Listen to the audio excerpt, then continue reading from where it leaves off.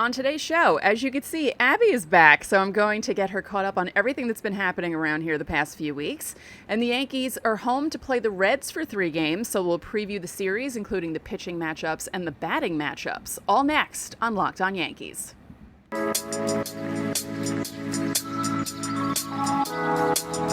You are Locked On Yankees, your daily New York Yankees podcast. Part of the Locked On Podcast Network, your team every day.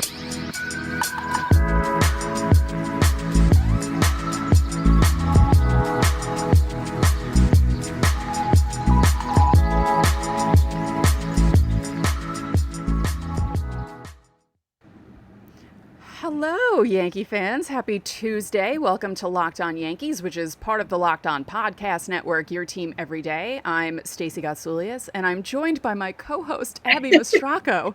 Abby, it's been like a month. Guess who's back? Back again. I know.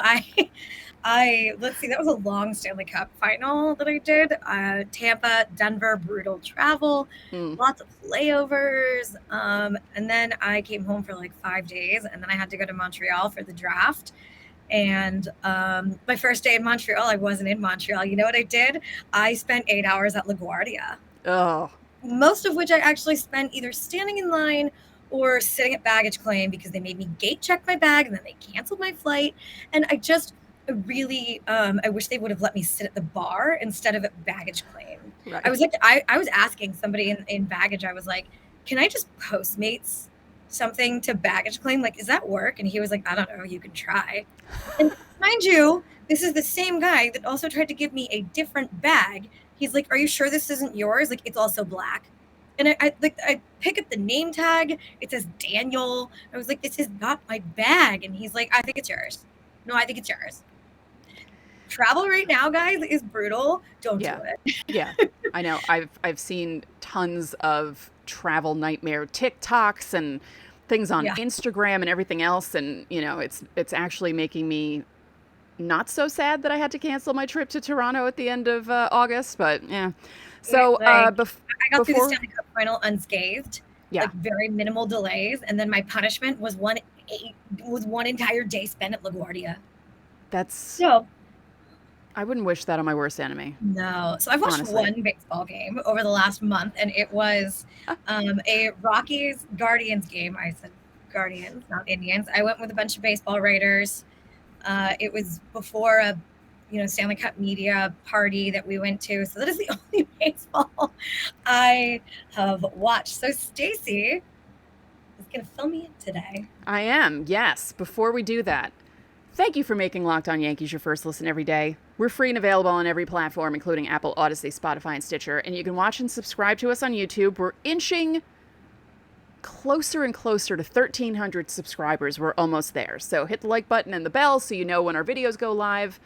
And feel free to comment. I've been answering some of your comments, and most of you have been nice. And when you get into your car, tell your smart device to play podcast Locked On Yankees. So what would you like to know about the last month?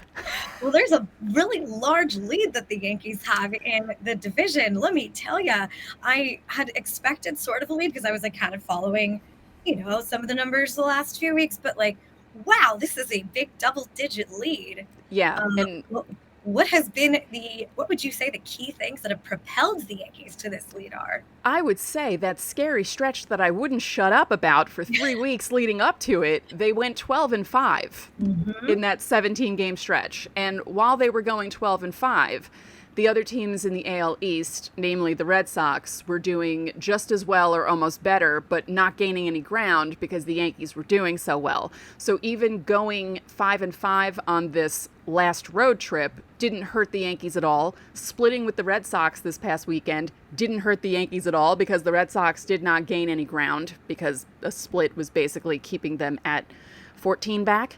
And they lost last night, so now they're even further back. And I still can't believe this is happening. It's, we're getting into the middle of July now, and I still don't feel comfortable. But it is nice to see them build up this much of a lead. The thing that shocks me the most, though, is how bad Toronto's been in the last 10 days. They're 1-9. Ooh. They're bad. Yeah. And how well Baltimore has been doing. Baltimore is almost over 500.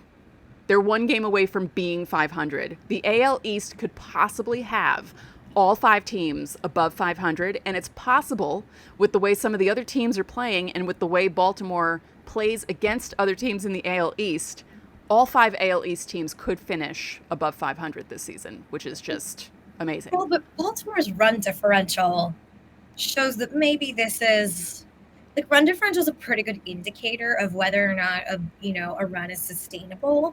Yeah. A -14 run difference, look, that's not like glaringly bad. Right. Not as bad as the White Sox or. There's a team that's doing bad that people weren't kind of. Angels. Oh, poor Angels, really. Like Shohei Ohtani makes the All-Star team for position player and a pitcher, and still the Angels, just like the Edmonton Oilers yeah, even worse than the Edmonton Oilers. At least the Oilers get to the playoffs. Yeah. But I don't know. Baltimore's run differential says maybe this is not 100% sustainable.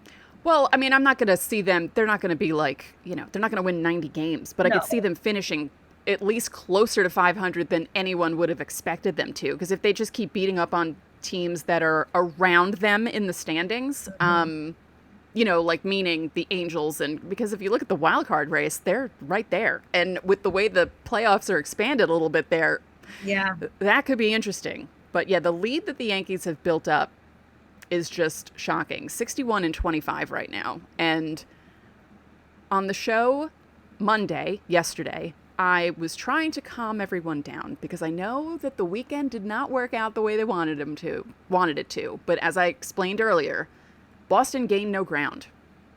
And the funny thing about that was, of course, after Boston, comes back in the 2 games and it's, oh my God, they're back. This is so great. They can compete with anyone. They lose to the Rays 10-5 last night. So it's just, the Yankees are doing really well against the AL East. That's a key. 8-4 against Toronto. 9-4 against the Orioles, which is a big difference from last year. 7-3 against the Rays. Only 4-3 against the Red Sox. It's backloaded. They have a lot more games against the Red Sox, including this weekend coming up. And the Red Sox are under 500 against every AL East team so far. Now, the numbers are not the same. They haven't played them as much, but that's still a big difference. And during the Astros series, I was mentioning how I care more about in division. I don't care about how the Yankees do against the Astros in the regular season.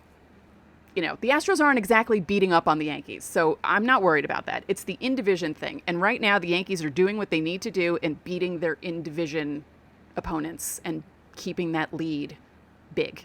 So unless they really screw up, they're not going to lose it. Opponents. Yeah. At least that's how I have to write it for Yankees now. Yeah. Okay. Well, the Yankees have the highest OPS in baseball. Why are you still nervous? I'm nervous about the pitching just because, Tyone has been awful the last few starts. His last really good start was that 8-inning start against the Angels, and then he kind of fell off a cliff. Nestor Cortez has rebounded a bit since his run of bad starts. I didn't think the pitching performances, especially that one run that they had where they were just unstoppable, was sustainable. The pitching is scaring me slightly. I think Cashman will probably make a move at the deadline to get a pitcher or an outfielder, or maybe both. We'll see what happens, because we'll see what they do with Joey Gallo, because he's not doing anything. I was saving my question about Joey Gallo for later. I will save my question. Yes. Joey Okay. Gallo in a later segment, because I still have questions, because I'm trying to get caught up. Actually, we'll get into the next segment in a moment. We'll keep this up because I know you have plenty of questions, because it's been a while. And but before we do that, I'm very excited about this because Built Bar has made a coconut brownie chunk puff.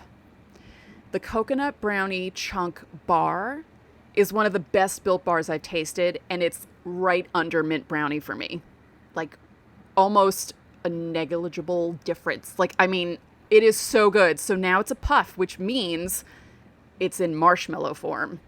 I'm so excited. But they're only here for a limited time, so you have to go to Built.com right now to make sure that you don't miss out on them, because they're going to go fast and because they taste amazing. The best part about the Built Puffs Besides tasting amazing, you can enjoy them guilt-free because they're actually good for you. They're the perfect treat. They're perfect when you have a craving or when you need to satisfy your sweet tooth, or if you need a healthy snack. I tend to eat them either just before I work out or right after I work out. It's delicious coconut, sweet brownie, creamy marshmallow. So stop fantasizing. Get to Built.com right now to order your box of coconut brownie chunk Built Puffs right now. Go to Built, use promo code LOCKED15 and get 15% off your order. Again, that is promo code LOCKED15 for 15% off at Built.com. Thank you for making Locked On Yankees your first listen every day. We're free and available on all platforms. All right. What other questions do you have about the Yankees? How are we feeling about Joey Gallo right now? I'm so upset. I'm just upset because I just really was hoping that he would get things going. You know, and I mentioned this with, I believe it was Ethan of Locked On Pirates last week, because I know I wasn't talking to myself. I believe I was talking to someone else. The thing that disappoints me about Joey Gallo is, on the Yankees, he's not expected to be the guy. There are a bunch of the guys on the team. He's not the one expected to carry them necessarily, like he was when he was with Texas, and they were kind of, you know, well, they're still at the bottom of the AL West and, you know, almost the bottom now because the A's are absolutely horrible. He's not expected to be the guy, and he's putting so much pressure on himself that it feels like that's what he's expecting of himself. And it's just, every time I think he's going to turn things around, it doesn't happen, and it's disappointing because I was really hoping for lots of Joey Gallo home runs into the short porch. And, you know, he's at 10, but so is Matt Carpenter. So it's like, I mean, the Yankees do have a bunch of guys with double-digit home runs. I mean, who the hell expected Matt Carpenter to be one of them? But, yeah, I'm disappointed. I think maybe Joey Gallo just needs to be somewhere else. I feel like, you know, there's some instances where playing in New York just doesn't work out for a guy. And, you know, we've had enough of a sample size now. It's almost a year where it's not working out for him. The one that comes to mind in this situation for me is Sonny Gray. Oh, yeah. Sonny Gray really, he was not the same pitcher in New York that he was in Oakland, in other places. Even in Cincinnati. He's been fine in Cincinnati. I would not say he's been like, you know, he wasn't what he was early in his career, but no one's expecting him to be what he was early in his career. He wasn't the same pitcher in New York. And I think part of that maybe was, I mean, look, this might be apples to oranges because he's a pitcher, but I don't think the AL East didn't suit him. He's a shorter guy. His delivery, it just didn't work out in this division. And it was okay. He's been okay in the NL Central. And he's been more than okay. He's been good. Yeah. But he was sort of that typical, okay, he did not work out as a Yankee. He needs a change of scenery player. Yeah. And Joey Gallo could be, that's the recent comp that comes to my mind. There are others. Oh, yeah. Because as we've talked about many times, sometimes this team just doesn't work out for you. Yeah. It's a tough place to play. It's a tough division. And like, I mean, the division's, everyone might be over 500, as Stacey just mentioned. I just learned that today. But, yeah, that's the recent comp that I can kind of think of that maybe needs. God, what is going on with my air conditioner? I hope nobody else can hear that. Now that I just mentioned, everyone's probably looking for it or listening for it. I don't hear anything, so I think it's fine. Good. Yeah. And I think the people listening to the podcasts realize that it's summer, and if we were in rooms without air, we would probably, you know, at least faint. So, you know, it's going to happen. There's going to be noise in the background. For me, there was a helicopter flying around before we went live, which I was like, is someone on the loose or something? Are they looking for a criminal that's escaped somewhere? What is happening around here? Well, I just expect your cat to always be in the background. Yeah, no, she's sleeping right now, so we're okay. Sleepy. That's the one. And Hannah. Yeah. Oh, yes. I don't know all of their names. Please don't quiz me. Please don't. I know more about baseball right now than I do about your cats' names. I have a hard enough time with names anyway. You have a lot of cats to learn their names. And I've been in a position the last month where I've had to learn a lot of new names, and it's been, you know, a lot. So no offense to Stacey's cats, but I'm not going to learn all their names right away. I will eventually. Not right now, though. Sweet Pea and Hannah are the two that I can think of. Yeah, the two of the girls. Yeah, there's a third girl, Lucy, who hangs out in my mother's room. But yeah, and Hannah's the only one that hangs out with all the boys. She's a tough one. She likes beating them up because she's the youngest in the house. She has like the full reign. So funny. Um, Anything else from this last month that you need to ask me about that you can think of, Yankees related or baseball related? I mean, you were talking about the Angels. Keeping it on the American League, I guess. Yeah. I mean, let's talk about the All-Star game. Sure. There we go. So Yankees have 6 guys going so far. Yeah. You never know because people drop out all the time, and they still have some more people that you can possibly stick in there. Michael King is one. Even Gleyber Torres, he's having a good year. So if someone drops out of the infield or, because some guys either injury issues or, I don't feel like going issues, which is understandable because some guys would opt for the rest. And I said this on yesterday's show. I said, as much as I like the Yankees being represented because it's cool, it's been a while since they've had this many guys in the All-Star break, I kind of want them to rest. But as I mentioned before that really brutal stretch, that they have every Monday off this month. So they have off days built into the rest of the schedule. It's not as bad as it was in June. So I'm not that worried about it. But I'm excited for the first timers. The Yankees put out videos. Clay Holmes was so just like, cool. Like, it was so funny, his reaction. Like, I said on yesterday's show, I didn't expect him to jump up and down and scream, but at least Jose Trevino looked like he was about to cry. Because But Jose Trevino is a really expressive guy to begin with. That's true. Clay Holmes is just kind of like, even when you watch his post-game interviews, he's very... He's kind of even keel. He's just kind of like... Yeah. Yeah, that's true. But, I mean, Jose Trevino has been really fun to watch this year, in part because you see some of his post-game press conferences, and he is like a really excitable, like emotional kind of guy, and that's got to play well in the clubhouse too, I'd imagine. I mean, normally I'd have a better feel for these things, but I have not been in the Yankees clubhouse once this year. I actually was thinking of going to the All-Star game and like covering the All-Star game for a couple of reasons. One, I mean, me, like my LA connections, like I am going to California a couple times this summer to see family. But I was like, well, this is a good way to also catch me up on things because now I've got to like switch gears and jump right back into baseball, not just for the show, but editorially as well. Right. But I'm tired and I'm burnt out, and I'm not going to California right away because I've been traveling so much that I just want to be in my own bed for a little bit. Yeah. So I will be watching the fanfare from home, which is fine. I've been to Dodger Stadium a million times in my life. It's a special place. It's the first place I ever covered a major league game. But I'm going to watch it from my room, and I'm actually maybe more excited about that. Yeah. Yeah. I've only been to Dodger Stadium once, and I got one of the worst sunburns on my face ever because I'm a dumbass. And did I not wear sunscreen at all? I can't even remember. It was 20 years ago. But yeah. That was not smart. We were in right field, 6 rows back from the low fence, right by the Diamondbacks bullpen where my brother was, I told the story, heckling them.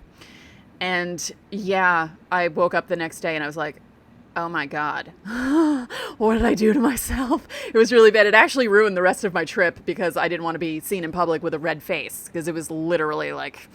Yeah, it was bad. But I loved Dodger Stadium. I was so excited to be there. And, we parked at the top and we walked out. And I was just like, oh, because I'd seen it on TV. LA, like on a clear day, you can see all the way down to the ocean sometimes from the top. I saw General Hospital. I was like, oh my God, this is so cool. Yeah. And it's like, look, it is kind of a crazy atmosphere sometimes, especially if you sit out in left field or like there's a lot of fights in the parking lot. But the views are pretty spectacular, especially on a really clear day. And the sunset hits. It's like one of the best ballparks I've ever seen a sunset at. Like Dodger Stadium and Pittsburgh I think are probably the two, like, at least for me, like best sunset angles, I guess. Yeah. It's pretty great. I know the Yankees were in Pittsburgh recently because I saw Lindsay Adler posting from Pittsburgh, and having covered the National League, that's always one of my favorite places to go. I would encourage Yankees, but it's not going to be for another few years that they're in Pittsburgh. So yeah, just, go to Pittsburgh, see a game. Tickets have to be cheap right now. Yeah, I know a few people who were there for both games. And my brother was supposed to try and go, but then his friend couldn't go. And my brother's like, well, I'm not driving 7 hours by myself to go to Pittsburgh. And I wasn't going either. I'm like, no, I'm not going to be in a car for 7 hours. So, but yeah, that's one of those stadiums that I want to go to.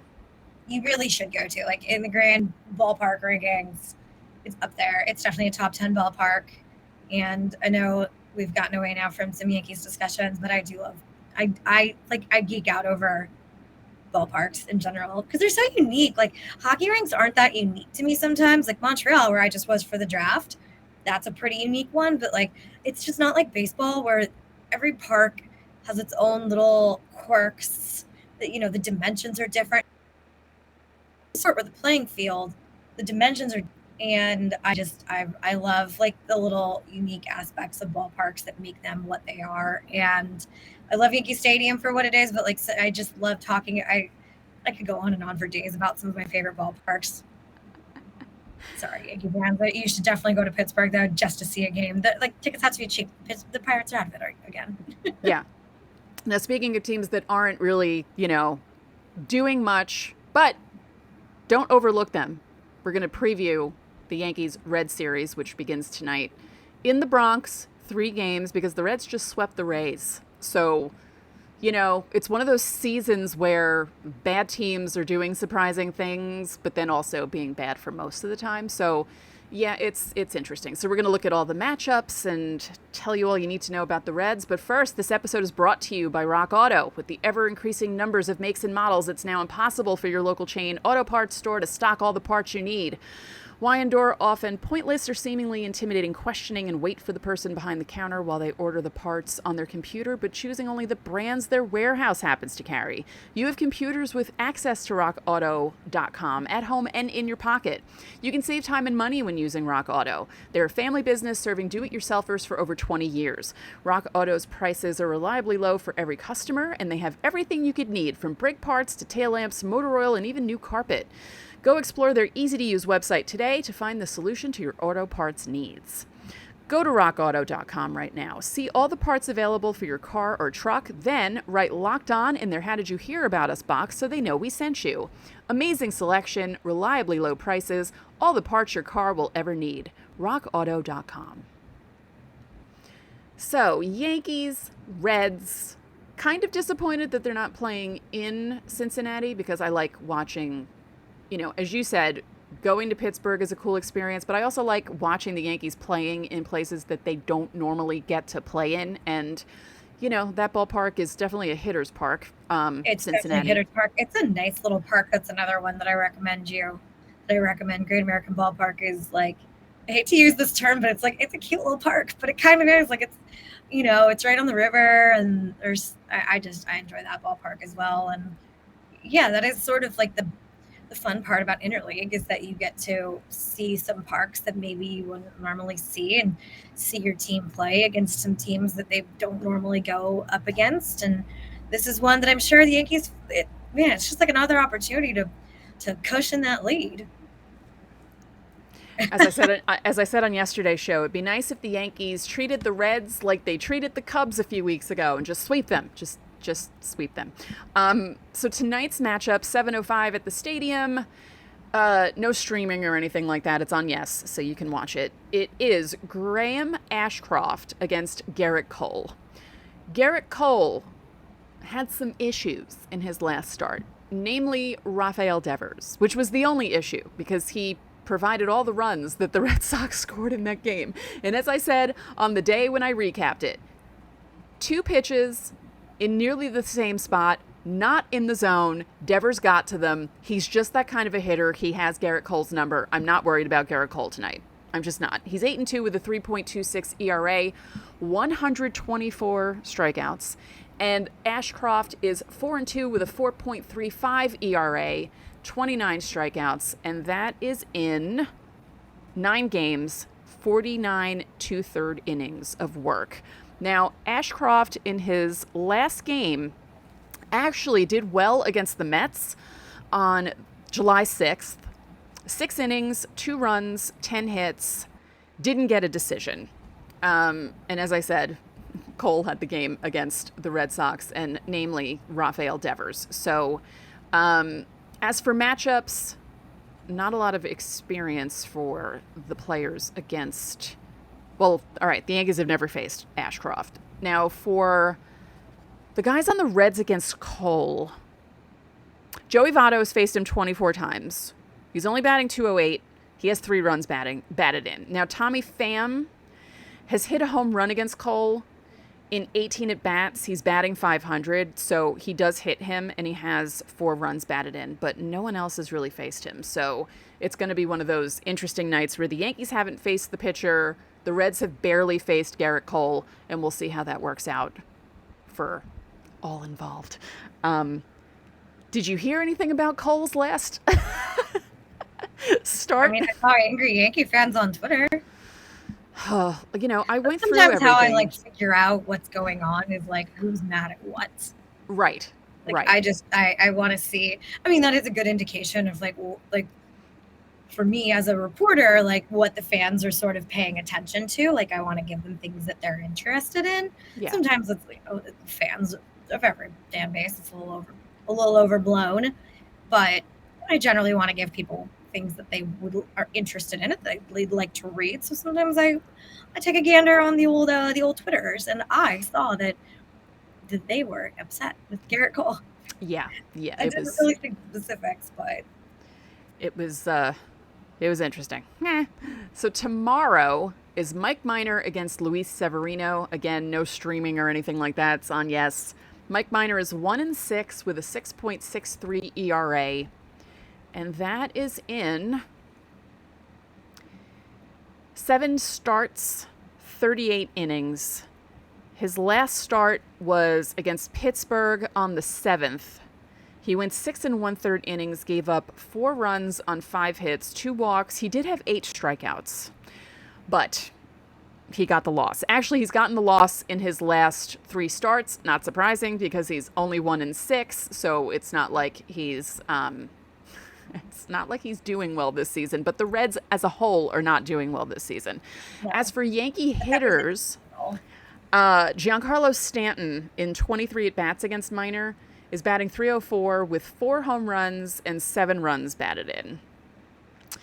Now, Joey Gallo has a home run against Mike Minor in 6 at-bats. He's batting .333, so you might see him in the lineup. And Matt Carpenter in 12 at-bats is batting .583 against Minor with 1 home run and 2 runs batted in. So, yeah, you might see something like that.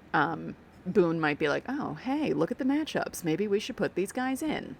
Luis Severino, 5-3 with a 3.11 ERA, 94 strikeouts. Still looking pretty good. I was worried about his usage just because he's coming back from what seems like decades of injury, even though it's only really like a year and a half. But still, it's, you know, you get worried at this time of year when you get down to the dog days of summer and it's just permanently hot. We don't have like, oh, there's a cool front coming in. No, it's just going to be 80s and 90s until the end of August. And so far, so good with Luis Severino, health-wise and performance-wise.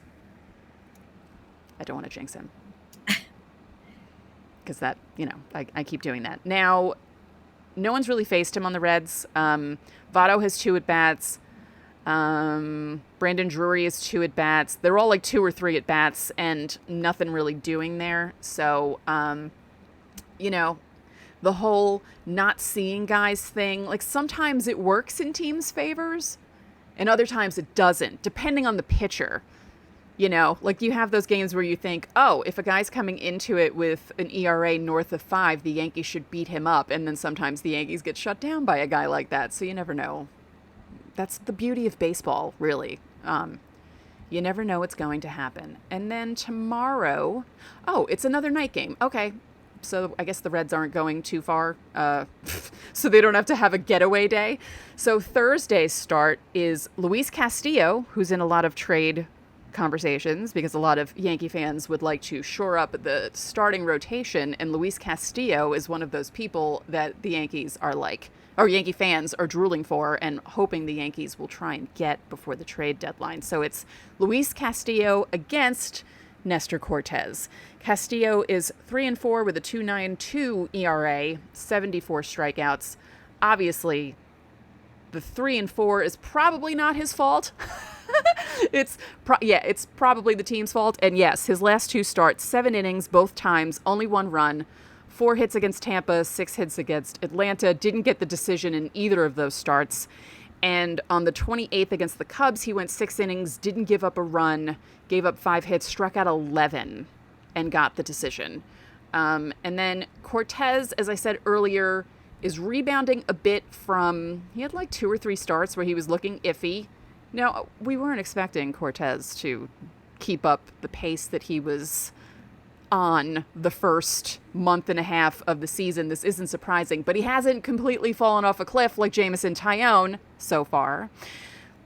So that's good. He is 7-3 with a 2.74 ERA. So his ERA is still under 3. That's 16 games, 16 starts, 88 and 2/3 innings. He has 95 strikeouts in those 88 and 2/3 innings.